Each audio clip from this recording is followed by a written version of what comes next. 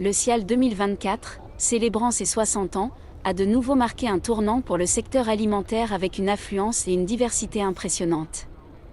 L'édition a rassemblé environ 7500 exposants venant de plus de 130 pays, représentant divers secteurs alimentaires et offrant un large éventail d'innovations, des produits traditionnels aux alternatives écologiques et durables.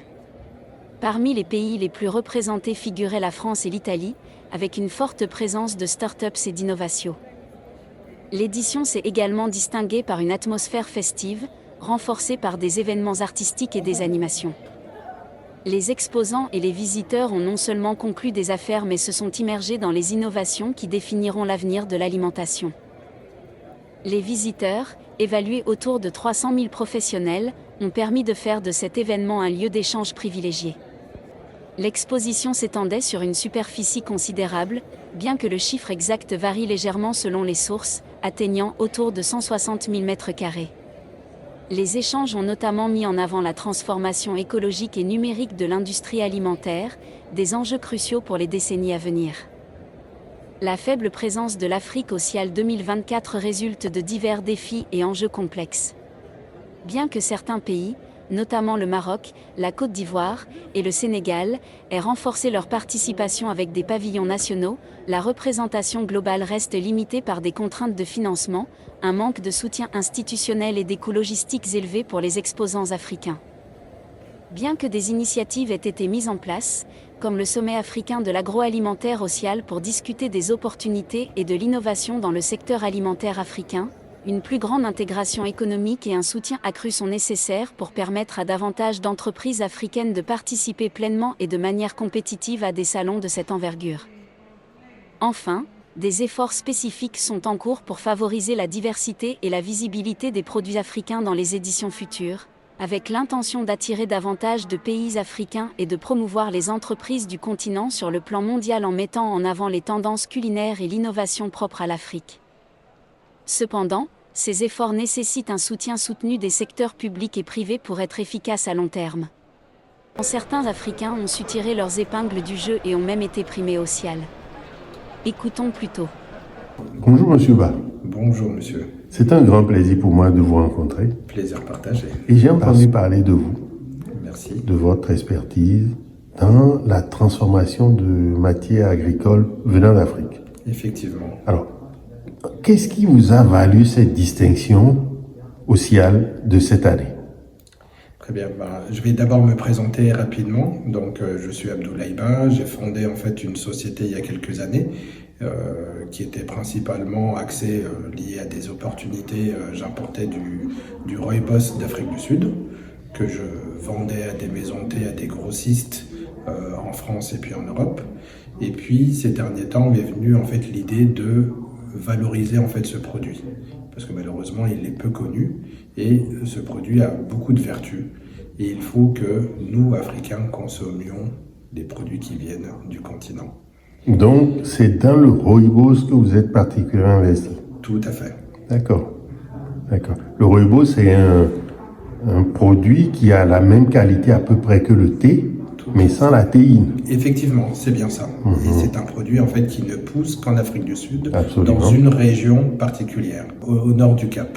Au nord du Cap. C'est la région que l'on appelle le Cederberg. Et vous alors, qu'est-ce que vous faites de particulier sur ce rooibos? Du coup, aujourd'hui, il y a une vraie tendance en fait à consommer en fait le thé prêt à boire. Donc, je le transforme en y ajoutant en fait des ingrédients aussi originaires aussi d'Afrique du Sud. Par exemple, des plantes que l'on connaît tous en fait, comme je cherche le mot en français, la citronnelle. Oui. Okay. Et il y a d'autres plantes en fait endémiques en fait de l'Afrique du Sud que l'on utilise dans nos compositions. D'accord. Mais effectivement, là, on parle beaucoup du rooibos, mais il y a une autre plante en fait qui est connue par les amateurs de thé, qui est le honey-bush, qui pousse dans différentes régions en fait d'Afrique du Sud. Et là aussi, c'est un produit que l'on a réussi en fait à valoriser en y commercialisant en fait la toute première boisson glacée à base de honey-bush. Ok. Donc et là, le Cial vous a distingué. Vous avez reçu des prix. Et c'est des prix de quoi? Les prix de l'innovation Parce qu'en fait, par rapport en fait à un cahier des charges qui a été établi en fait par un jury international, j'ai été nominé. Mes boissons en fait ont été nominées. Oui, quand même, vous savez, moi je suis très taquin quand je trouve des gens comme vous. Mais vous êtes guinéen. Oui, Vous vivez en France. oui. Et vous importez, vous êtes à aller chercher des produits innovants en Afrique du Sud. Qu'est-ce qui a pu motiver un Guinéen vivant en France pour qu'il aille chercher des idées de produits en Afrique du Sud? Alors, c'est une aventure purement personnelle. Professionnellement, j'ai pendant des années sillonné le continent. J'ai fait le tour du monde grâce à mon ancien boulot. Et j'ai toujours été fasciné en fait par l'Afrique du Sud. Et puis j'ai eu des opportunités d'affaires en Afrique du Sud. Et avant d'aller en fait en Afrique du Sud,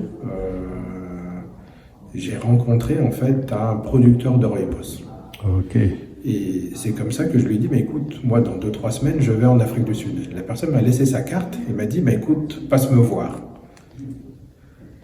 Et de cette rencontre tout à fait fortuite, tout à fait. vous avez saisi l'opportunité pour créer aujourd'hui un produit distingué. Effectivement. Alors pourquoi je vous pose cette question, c'est pour faire ressortir le côté opportunité que nous, on essaie de transmettre dans notre émission. Il y a un produit, c'est le rooibos. Effectivement. Vous avez apporté une vraie valeur ajoutée, un produit de différenciation en adaptant. Et le troisième élément, vous avez saisi une opportunité. Oui. Quel est l'enseignement que l'entrepreneur peut donner à des jeunes qui ont envie, comme vous, de se lancer dans la création de nouveaux produits et services en créant ainsi de la valeur ajoutée, des produits innovants? Qu'est-ce que vous pouvez dire aux jeunes entrepreneurs qui ont envie de faire comme vous? Écoutez, moi, le seul conseil que je peux donner, c'est d'avoir un esprit ouvert. On est entouré, en fait, d'opportunités. Oui. Il suffit juste d'avoir un réseau, d'être connecté et d'être accompagné. Mais aujourd'hui, on a tous les ingrédients, en fait, pour réussir. Il n'y a rien qui est difficile.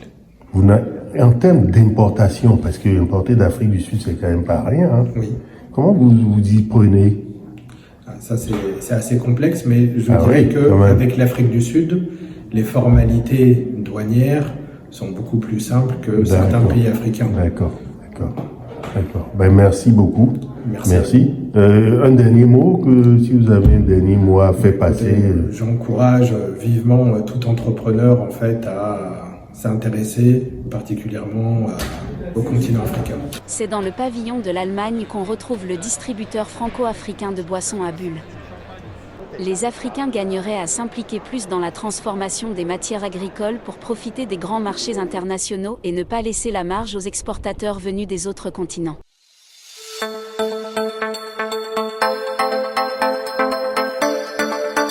Itinéraire Business, l'émission qui parle le mieux de vos succès.